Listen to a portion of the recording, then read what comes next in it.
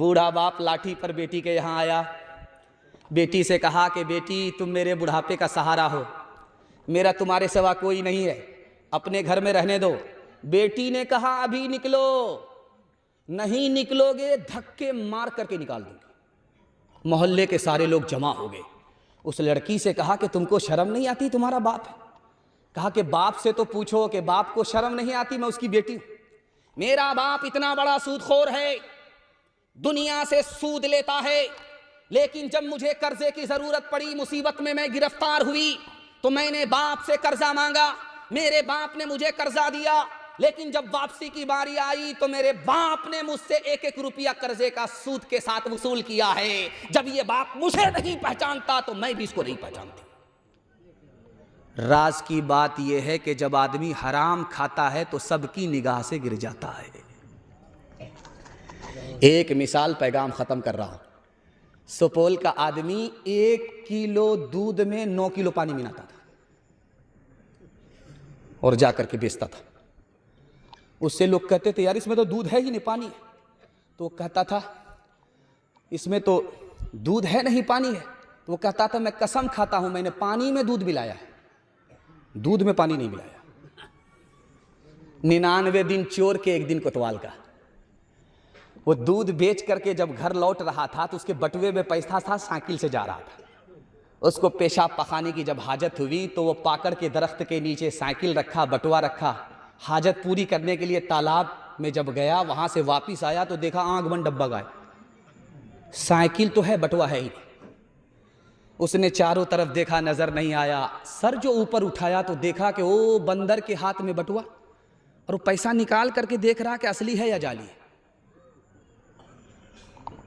तो उसने जब उसको देखना शुरू किया तो एक सिक्का उसके हाथ से छूट करके पानी में बोला, गिरा और बोला टभाक। वो बोला कि कितना खूबसूरत दिवाली का पटाखा है, सुबहान अल्लाह। उसने दूसरा सिक्का निकाला, फिर गिराया, टभाक। ये आदमी देख रहा है, इसका कलेजा सूख रहा है, ये तो पूरा बटुआ खाली कर देगा ये दिवाली के धमाके के चक्कर में। इसने हाथ जोड़ करके कहा कि भाई साहब महाराज, तुम्हारे काम का वो सिक्का नहीं है, हमको लौटा दो, हम तुमको केला खिलाएंगे। तो बंदर को तरस आए, एक सिक्का इधर फेंके, एक सिक्का पानी में डाले। बटुआ जब खाली कर दिया तो इसने कहा कि महाराज समझ में आ गया, जो दूध का पैसा था वो ऊपर आया, जो पानी का पैसा था वो पानी में चला गया। झूठे टुकड़े खाकर बुढ़िया तब तक पानी पीती थी, मरती है तो मर जाने दो, पहले भी कब जीती थी, पहले भी कब जीती थी। जय हो पैसे वालों की,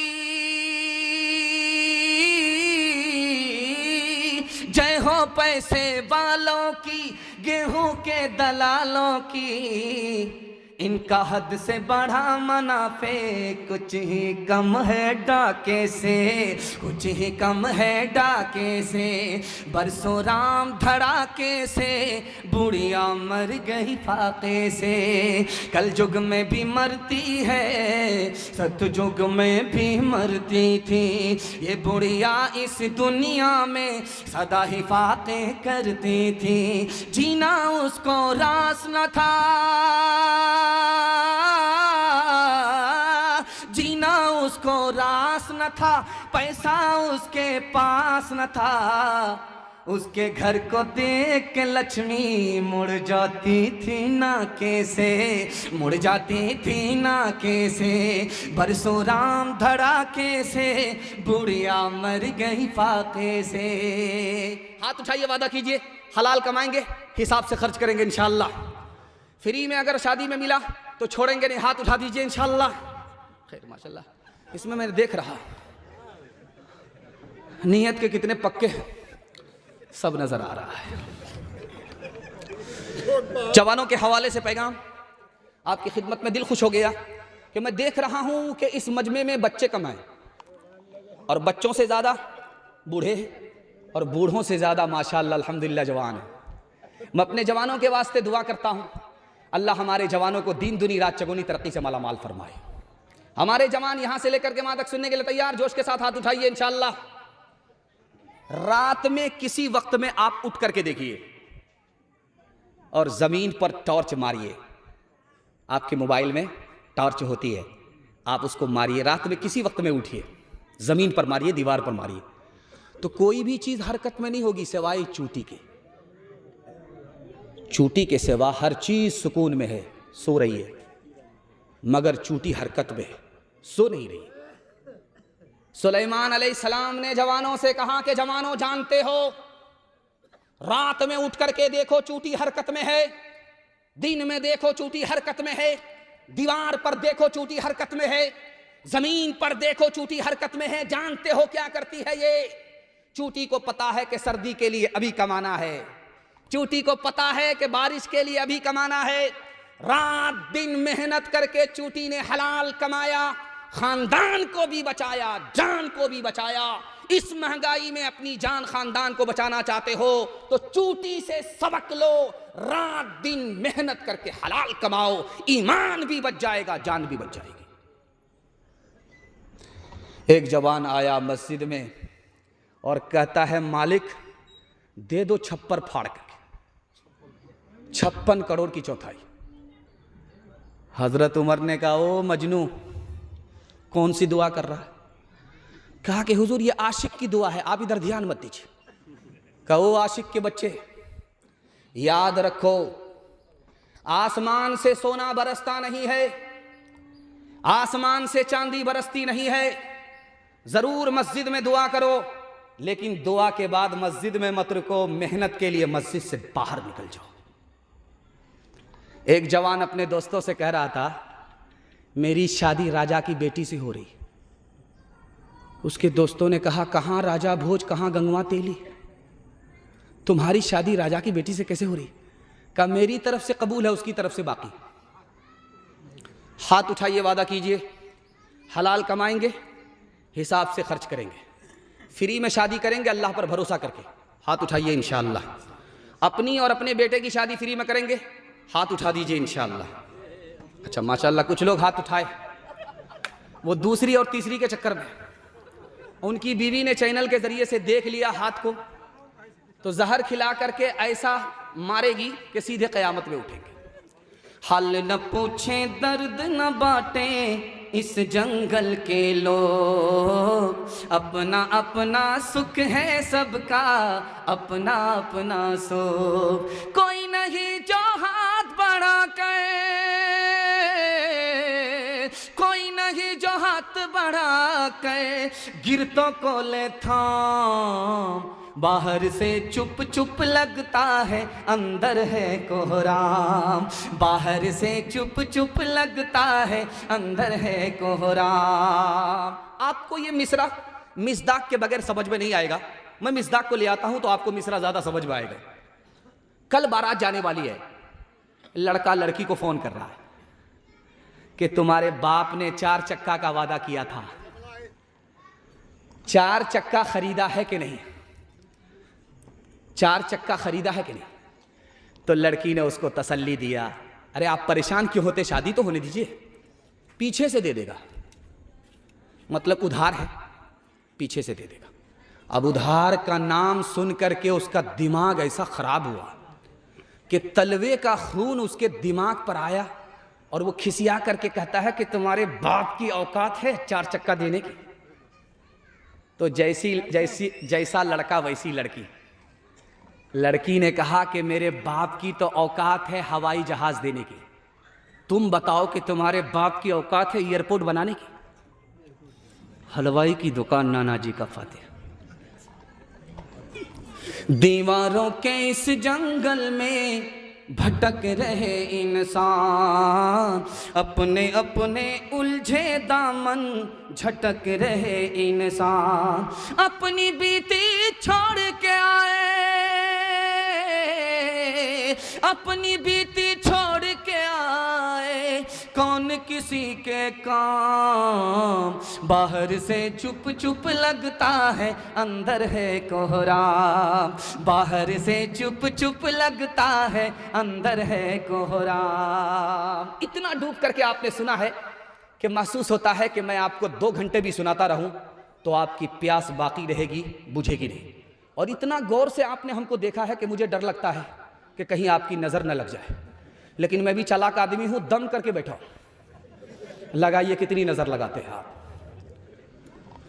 जवानों के हवाले से पैगाम और जहमत तमाम हमारे जवान दारू के हवाले से। अभी देख रहा था कि जब 4 चक्का से लोग आ रहे थे तो पुलिस वाले रोक करके कहते थे कि रोकिए, तो कागज़ नहीं देख रहे थे, डिग्गी देखते थे, डिग्गी में क्या है, कहीं वोट में दारू के बदले सौदा तो नहीं किया है। मतलब दारू को चेक किया, सिर्फ डिग्गी को चेक किया और कुछ नहीं, कागज़ को चेक नहीं किया। बस दारू के हवाले से 3 मिनट का पैगाम अपने जवानों के नाम देता हूं और हाथ जोड़ करके आपसे कहता हूं, आप सिर्फ दारू से बच जाइए, आपके ख़ानदान को अल्लाह बचा लेगा। अगर आप नहीं बचे, आप तो तबाह होंगे, आपका ख़ानदान भी तबाह हो जाएगा। इसको सामने रखिए। इतना बड़ा मजमा है जलसे का, कौन आदमी कैसा है 1 मिनट में अगर जानना चाहते हैं तो थर्मामीटर दे रहा हूं। इसमें कौन अच्छा आदमी है आपको देखना है, 1 लाइन में पता चल जाएगा। इसमें कौन बुरा आदमी है आपको 1 मिनट में पता चल जाएगा। मैं कसौटी दे रहा हूं, आप तजर्बा करके देखिए। जिस आदमी को देखना इस मजमे में अच्छा है या बुरा है, उसके दोस्त को देखिए। अगर उसका दोस्त नमाजी है, समझ जाइए ठीक ठाक आदमी है। अगर उसका दोस्त शराबी है, पियक्कड़ है, तो समझ जाइए कि ये ऊपर से फीट फाट है, नीचे से मकामा घाट है। एक सहाबी आए, कहा या रसूल अल्लाह, मुझे पता चला है कि शराब हराम हो गई है। कहा बिल्कुल सही है, शराब हराम हो गई।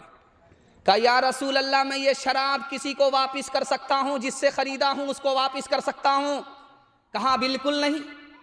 कहा या रसूल अल्लाह, मुसलमान के लिए शराब हराम है, गैर मुस्लिम के लिए हलाल है, गैर मुस्लिम को दे सकता हूँ? कहा बिल्कुल नहीं। कहा या रसूल अल्लाह, मैं क्या करूं, मेरा तो पैसा डूब जाएगा, यतीमों का पैसा है, दारू खरीदा है तिजारत के लिए, करूं तो क्या करूं? अल्लाह के रसूल ने फरमाया, चाहे यतीम के पैसे से खरीदे हो, फिर भी किसी को दे नहीं सकते, किसी को दिला नहीं सकते, किसी से कीमत ले नहीं सकते। गरीब का पैसा है, यतीम का पैसा है, मैं अपनी जेब से भर दूंगा, लेकिन तुमको इजाजत नहीं दे सकता कि पियो और पिलाओ। आखिरी बात आपकी खिदमत पर रखता हूं। आपने मुझे इतना टाइम दे दिया है कि शायरों को बिल्कुल मुख्तसर वक्त मिला, और अगर वो लंबा करने के लिए जा रहे थे तो आप भी लंबा हो रहे थे। अल्लाह आपकी इस मोहब्बत को सलामत रखे। जलसा चल रहा था, मुकर्रिर ने एक मसला बताया, हाथ जोड़ करके कहा कि दारू छोड़ दो, अल्लाह अपने हाथ से जन्नत में पिलाएगा। सुभान अल्लाह। दारू अगर नहीं छोड़ोगे, जन्नत में चले भी गए तो सब कुछ मिलेगा, दारू नहीं मिलेगी। एक आदमी बोला, बगल में शायर था, वो बोला कि यह बात गलत है, जो दारू वहां हराम नहीं है यहां हराम क्यों है? उसने एक मिसरा कहा, जाहिद अगर है ये मसला तो फिर मुझको इसमें कलाम है, वो मैं जो खुल्द बरी में रवा, मैं कदे में क्यों वो हराम है। दूसरा शायर था, बूढ़ा था, 100 चोट सोनार की 1 चोट लोहार की उसने मारी। क्या जवाब दिया कि उसका एतराज खत्म हो गया और उसको तसल्ली हो गई। उस मिसरे को सुनाता हूं और अपने जवान की आंख से पट्टी हटा रहा हूं, दुआ करता हूं अल्लाह हमारे जवानों को शराब से, कबाब से, जुआ से, जिना से कदम कदम पर अल्लाह मामून और महफूज फरमाए।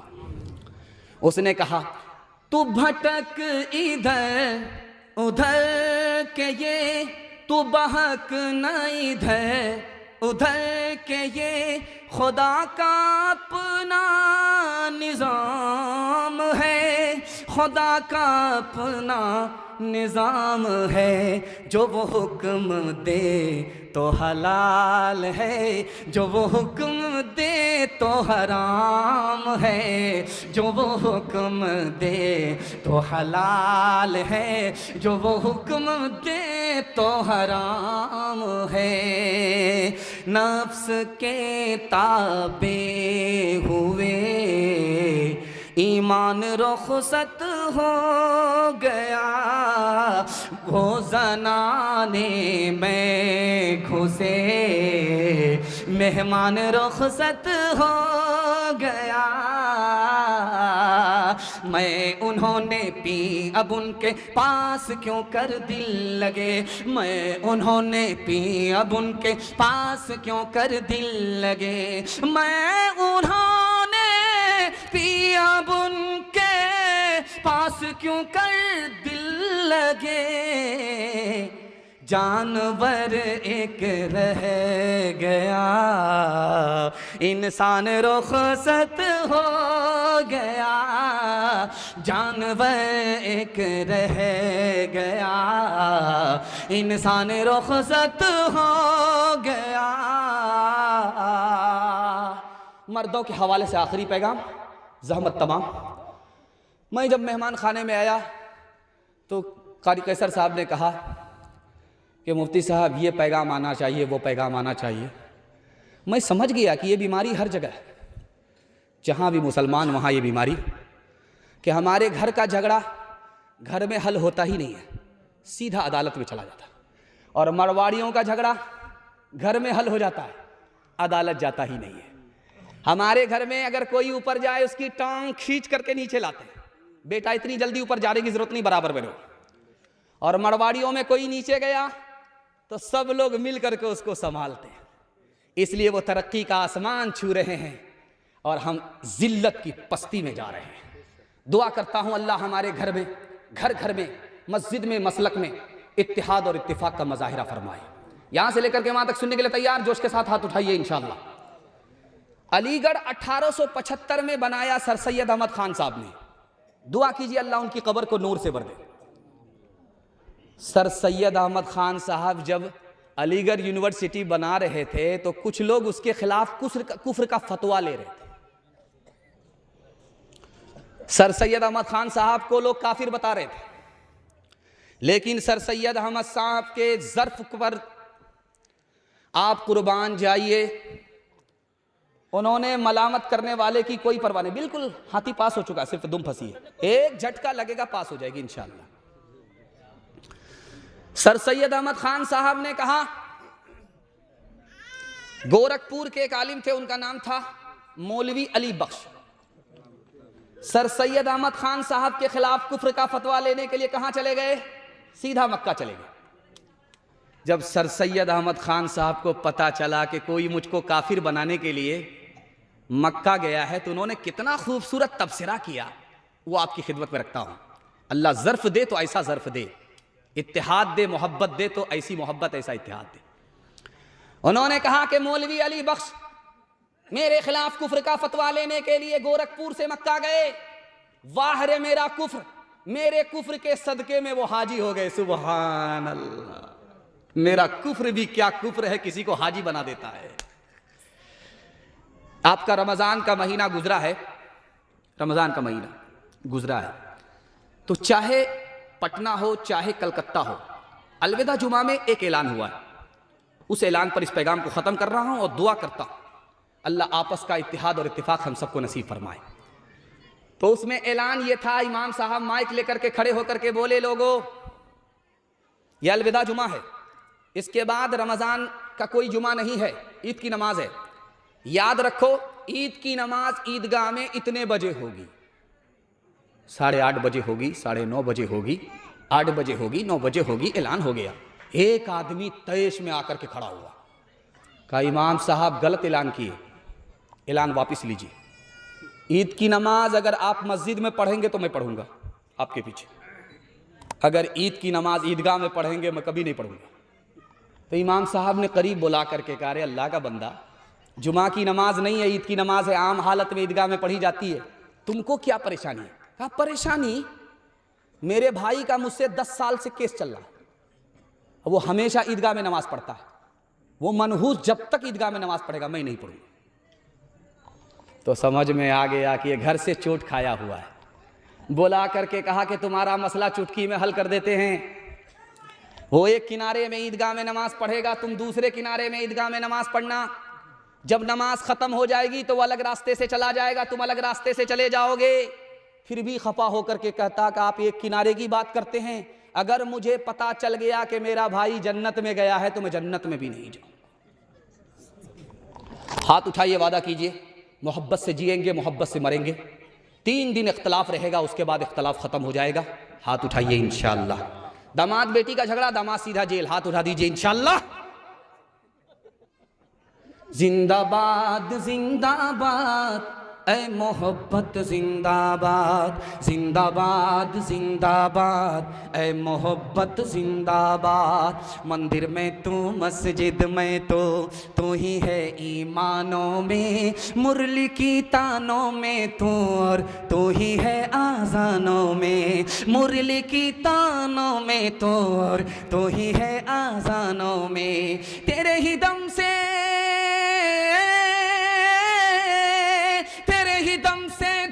धर्म की दुनिया है आबाद। जिंदाबाद जिंदाबाद ऐ मोहब्बत जिंदाबाद। ताजे हुकूमत जिसका मजहब, फिर उसका ईमान कहाँ। जिसके दिल में प्यार न हो वो पत्थर है इंसान कहाँ। जिसके दिल में प्यार न हो वो पत्थर है इंसान कहाँ। प्यार के दुश्मन होश में प्यार के दुश्मन होश में आ तो जाएगा बर्बाद। जिंदाबाद जिंदाबाद ऐ मोहब्बत जिंदाबाद। माशाअल्लाह, पैगाम ख़त्म हो गया और सिर्फ 5 मिनट के लिए मेरे हिस्से का जलसा बचा हुआ है। औरतों के हवाले से 3 पैगाम, यहाँ से लेकर के वहाँ तक सुनने के लिए तैयार? हाथ उठाइए इंशाअल्लाह। बहन से ज़्यादा साली पर मेहरबान, हाथ उठाइए इंशाअल्लाह। माशाअल्लाह माशाअल्लाह। ये पाँव उठाइए। आज से 40 साल 50 साल पहले 2 चीज की हिफाजत होती थी घर के अंदर। 2 चीज की हिफाजत घर के अंदर होती थी।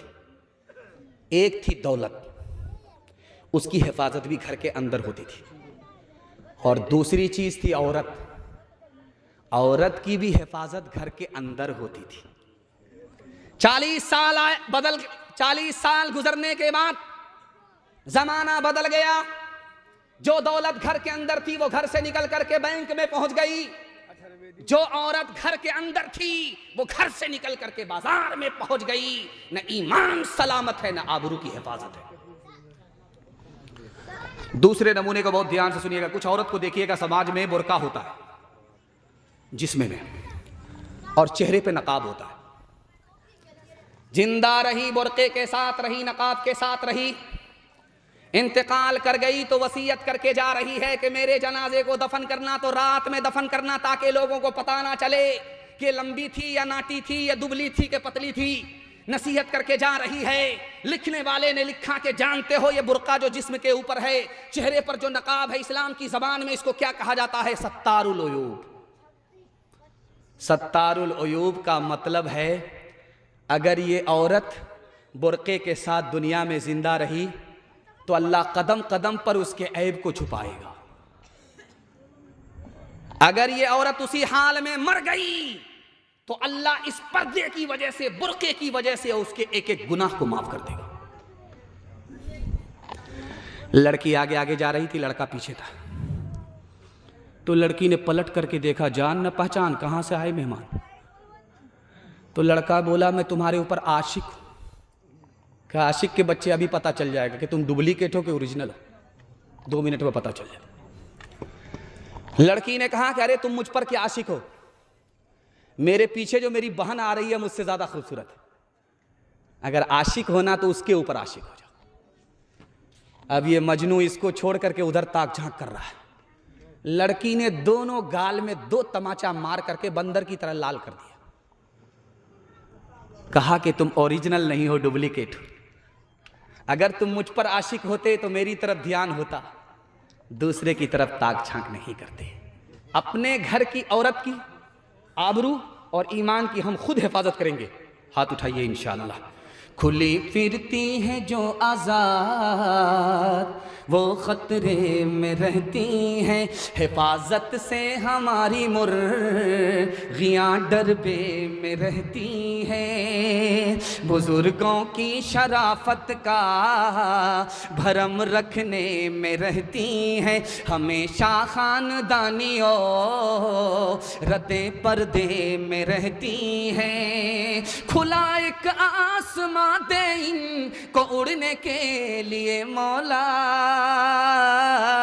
तमन्नाओं की चिड़िया ख्वाब के पिंजड़े में रहती हैं। आखिरी पैगाम, आपको कितनी दुआ दूं? मैं दुआ देना चाहता हूं दिल से, क्योंकि आप दुआ लेने वाले लोग नहीं हैं।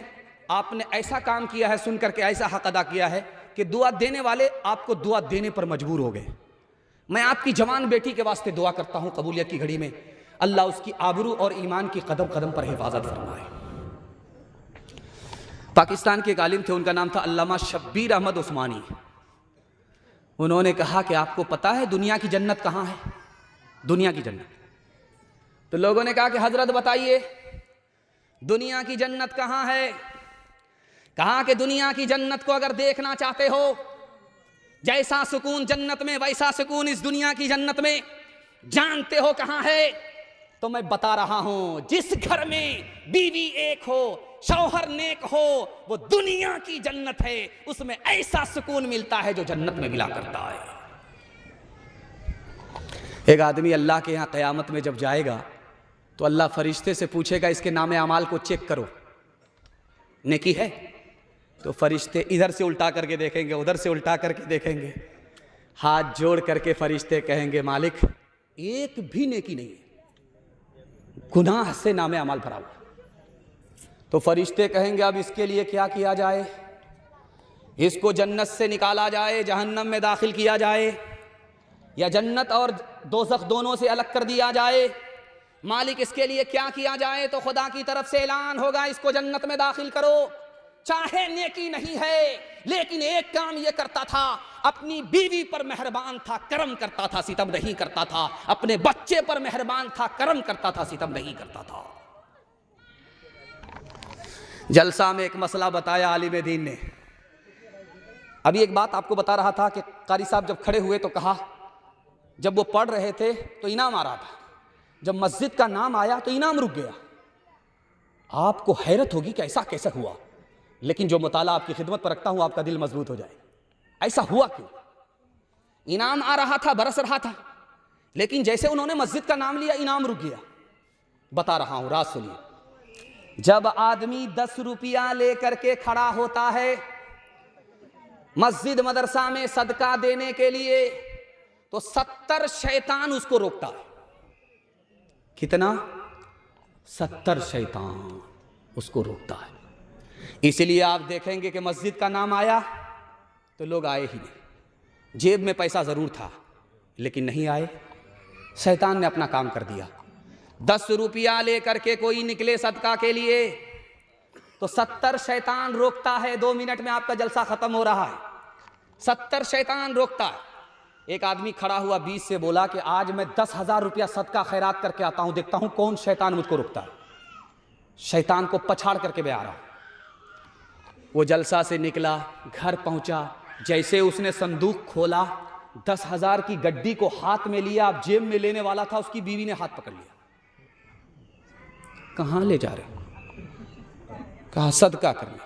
कहा क्यों? कहा मौलाना ने मसला बताया।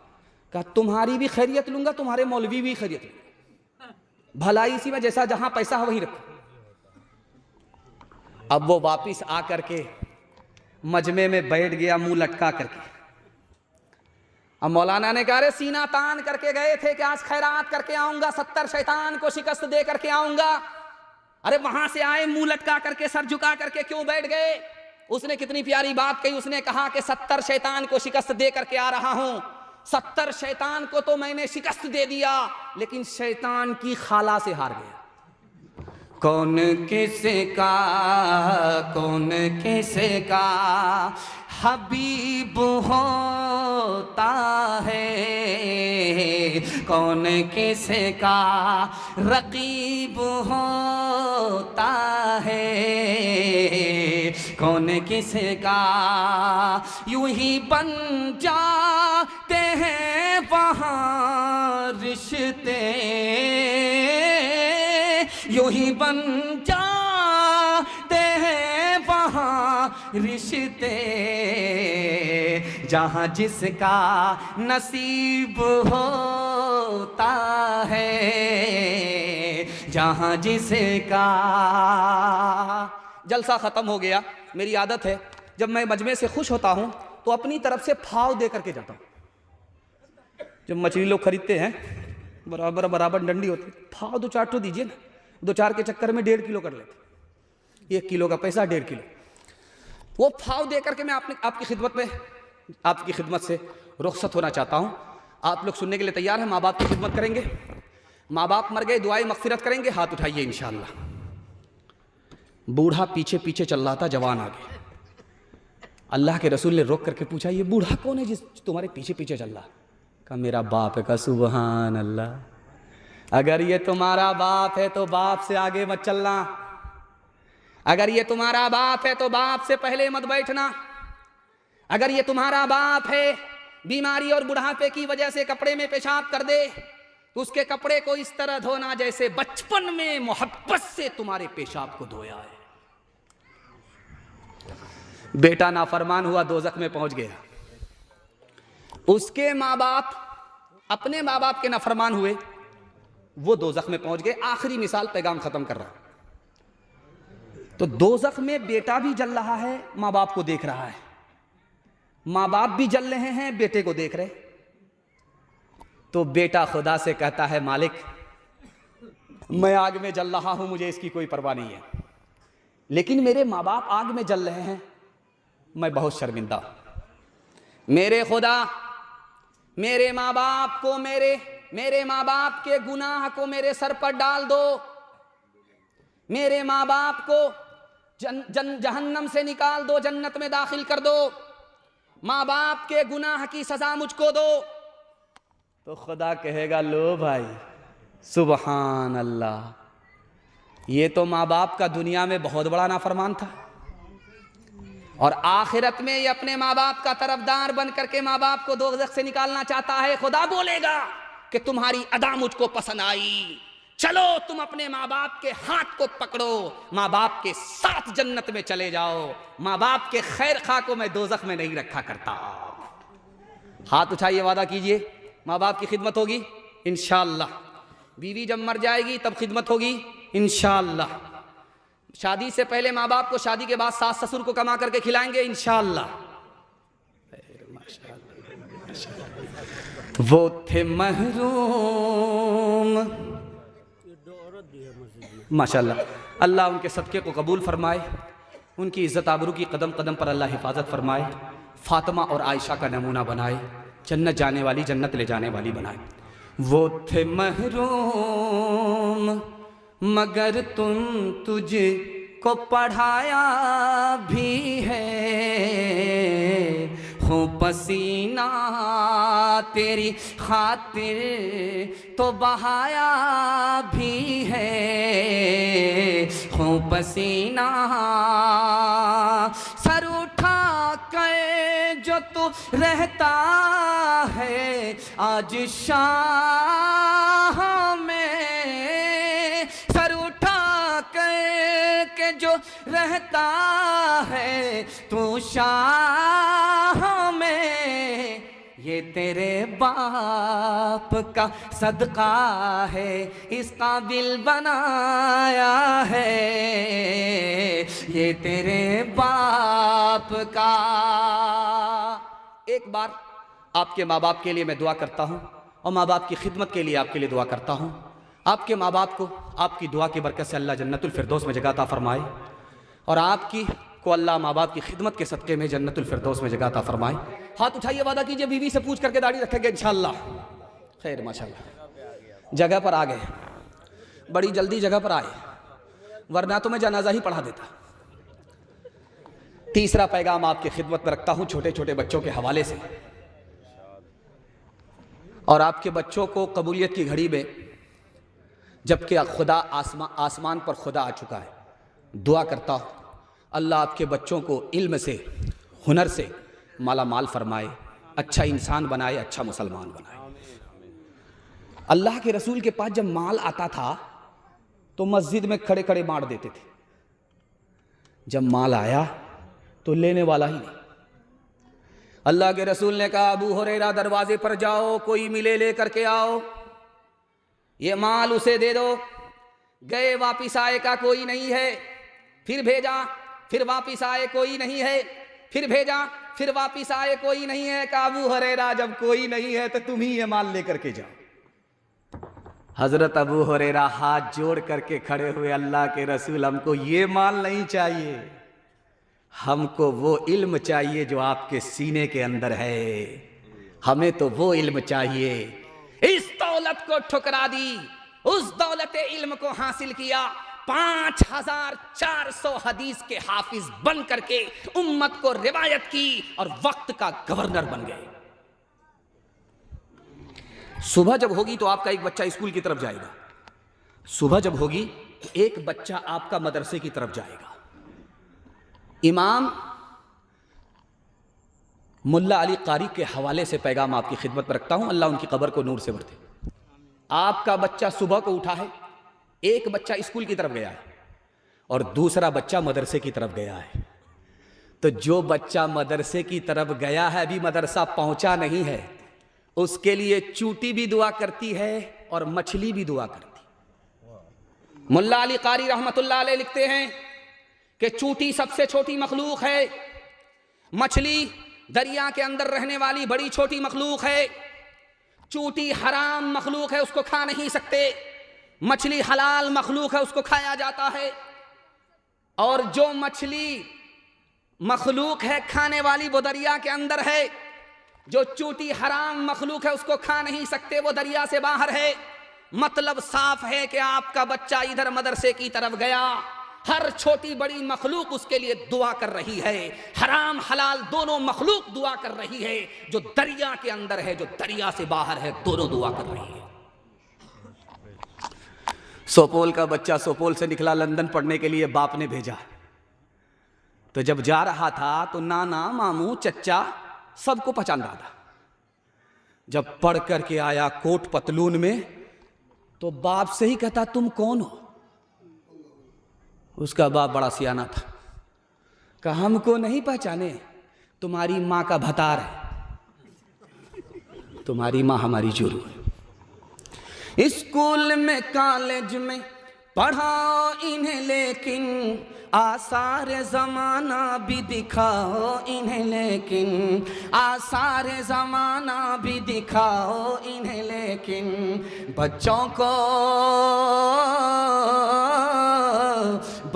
को अपने दीन से हरगिज़ न हटाओ। हर घर में कोई हाफिज़ कुरान बनाओ, हर घर में कोई हाफिज़ कुरान बनाओ। कुरान का पढ़ना तुम्हें जन्नत दिलाएगा, दुनिया की मुसीबत से सदा ये बचाएगा।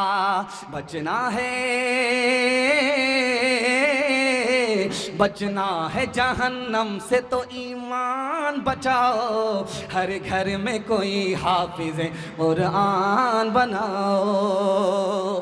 हाथ जोड़ करके एक पैगाम आपकी खिदमत में दे करके जा रहा हूँ।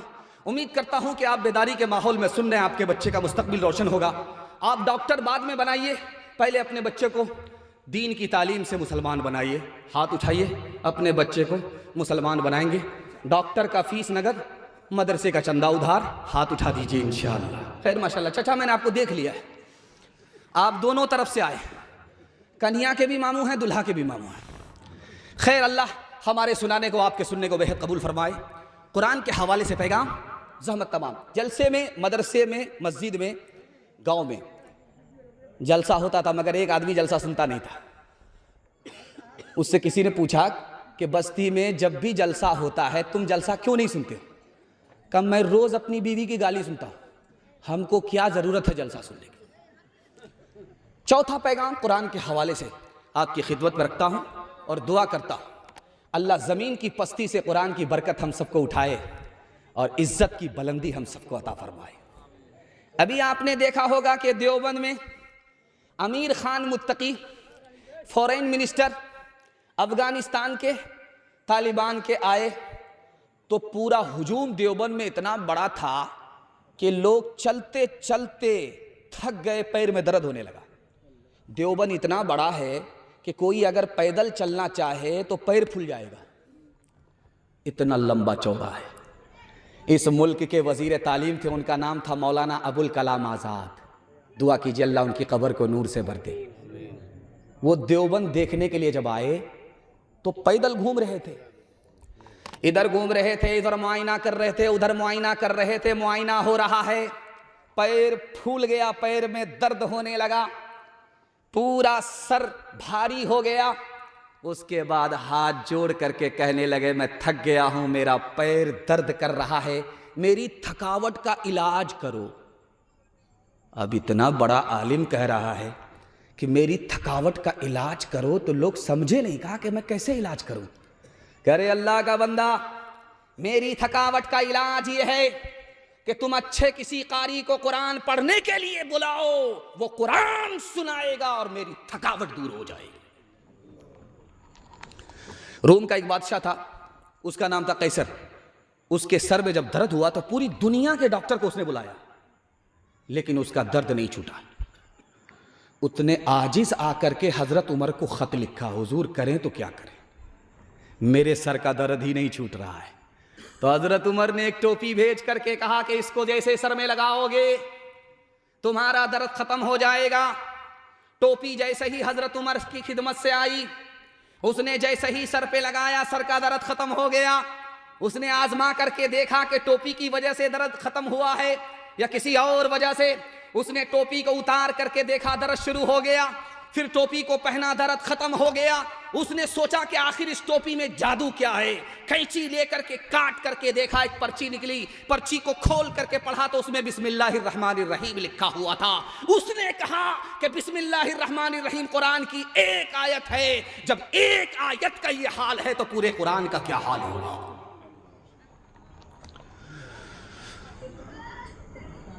दरभंगा में इमाम साहब नमाज पढ़ा रहे थे, सूरह फातिहा पढ़ने के बाद सूरत भूल गए, पीछे मुक्तदी नमाज पढ़ रहे थे। अब सोचा कि अगर मुक्तदी को पता चल जाएगा तो तनख्वाह भी बंद कर देंगे। अब सूरह फातिहा के बाद बार बार घुमा रहे हैं एक ही आयत को, औज़ बिल्लाहि मिनश शैतानिर रजीम, औज़ बिल्लाहि मिनश शैतानिर रजीम, औज़ बिल्लाहि मिनश शैतानिर रजीम। दरभंगा का मुसलमान समझ गया कि ज़रूर दाल में काला है, ये बार बार शैतान क्यों आ रहा है। तो पीछे एक मुंहफट मुक्तदी था, नमाज में ही कहा, इमाम साहब समझ में आ रहा है, कसूर शैतान का नहीं है, शैतान का कसूर नहीं है, कसूर आपका अपना है, आपको आगे याद ही नहीं है। जब हम कलाम पाक से वाबिस्ता हो गए, वाबिस्ता हो गए, सब मरहले हयात के आसान हो गए, आसान हो गए। हाथों से अपने दामने कुरान छोड़ के, कुरान छोड़ के जिस समत हम गए हैं परेशान हो गए, परेशान हो गए।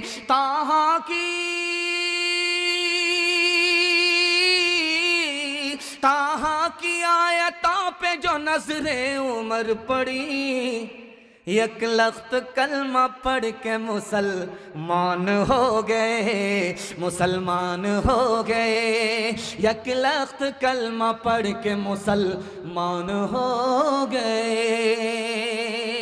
कुरान पर अमल होगा, कुरान की तिलावत करेंगे, हाथ उठा दीजिए इंशाअल्लाह। रमज़ान के बाद कुरान ताक में हाथ उठा दीजिए इंशाअल्लाह। खैर माशाअल्लाह बाराती में आप लोग आए हैं, दांत पिजा करके आए हैं, लेकिन यहाँ तो हड्डी बोटी कुछ नहीं मिलने वाली है, सिर्फ दुआ मिलेगी।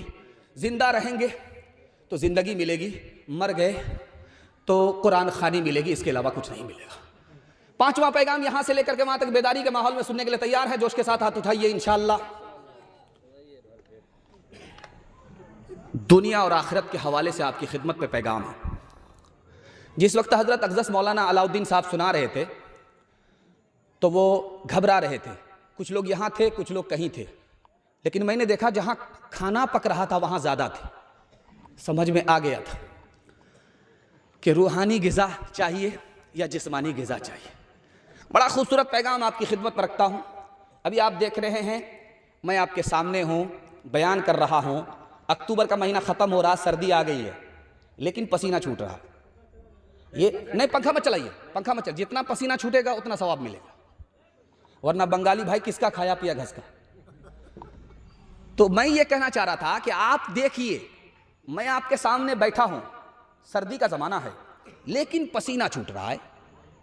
लेकिन मदीने में जब आप दोपहर के वक्त में मैदान में चलेंगे और आपके सर पर सूरज होगा तो ज़मीन ऐसे खोलती है जैसे चूल्हे पर हांडी खोलती। अल्लाह के रसूल ने सहाबा को जमा फरमाया, कहा देखो ये ज़मीन खोल रही है जैसे हांडी पर चूल्हा खोलता है। गर्मी है, जूता उतार करके इस तपती रेत पर खड़े हो जाओ और हिसाब दो, जो मैंने कल तुम्हें पैसा दिया था कहाँ खर्च हुआ, कितना बाकी है, कितना बचा, कहाँ कहाँ खर्च हुआ, कैसे खर्च हुआ, हिसाब दो। पहला आदमी जूता उतार करके जैसे ही पैर रखता है उसका पैर भी जल्ला, दिमाग भी खोल रहा, हिसाब भूल गया, वो भी नाकाम। दूसरा आया वो नाकाम, तीसरा आया वो नाकाम। अब बारी आई आखिरी आदमी की, उसका नाम था हज़रत अली रज़ी अल्लाह अन्हु। अल्लाह के रसूल ने कहा, अली सबसे कम पैसा मैंने तुमको दिया है, जूता उतारो, पैर रखो, हिसाब दो।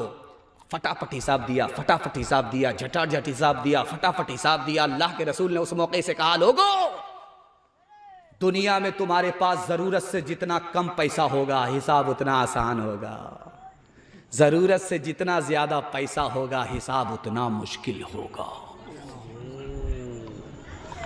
अभी आफ्ताब भाई के हवाले से लोग कह रहे थे कि आफ्ताब तो दिन में निकलता है, लेकिन ये आफ्ताब रात में निकलता है। यह आफ्ताब सखावत का आफ्ताब है, वो रात दिन निकलता है। अल्लाह सखावत को आबाद रखे, मुबारकबाद रखे। आफ्ताब ग्रहण हुआ, सूरज ग्रहण हुआ तो अल्लाह के रसूल ने सारे सहाबा को जमा करके कहा कि नमाज पढ़ो। जो नमाज में जो दुआ आपने की उसमें अज़ाब कब्र से पनाह मांगी। तो इमाम राजी रहमतुल्लाह अलैह लिखते हैं कि ऐसा क्यों, सूरज ग्रहण हुआ है और अज़ाब कब्र से पनाह मांगी जा रही है। इमाम राजी लिखते हैं कि ऐसा इसलिए, जब सूरज ग्रहण होता है तो ज़मीन पर अंधेरा होता है, उस ज़मीन के अंधेरे को देख करके रसूलुल्लाह को कब्र का अंधेरा याद आ गया, इसलिए नमाज में आपने अज़ाब कब्र से पनाह मांगी। एक बहरा आदमी था, उसको पता चला कि उसका समधी बीमार है। वो आया उसकी खैरियत लेने के लिए। वो सुनता तो कुछ नहीं है, सिर्फ बोलता है। तो उसने आकर के अपने समधी से पूछा क्या हाल है।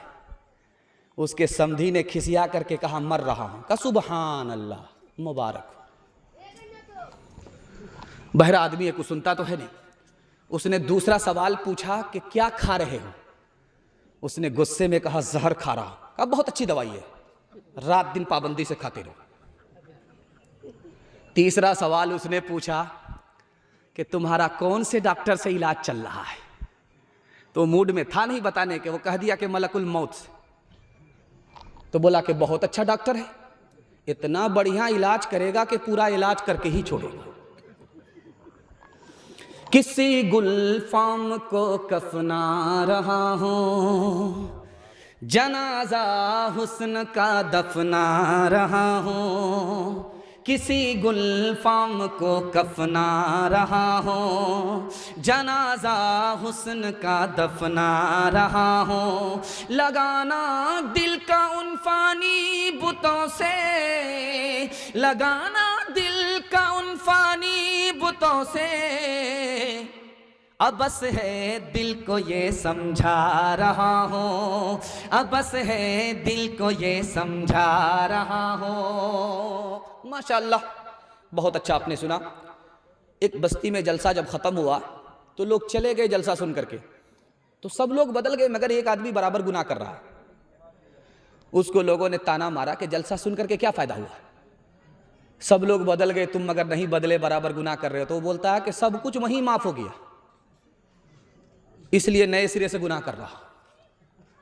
इसलिए इरादा कर लीजिए कि यहाँ भी बदलना है और मरते दम तक हालत को बदलते रहना है, अपनी इस्लाह करनी है। मौत से पहले इंशाअल्लाह मौत की तैयारी करेंगे। हाथ उठा दीजिए इंशाअल्लाह। 7 खून माफ है। मैं भी आपकी जगह होता, अचानक सवाल होता, मैं भी फंस जाता। घबराना नहीं, दायां बायां साथ आपको देते रहना है।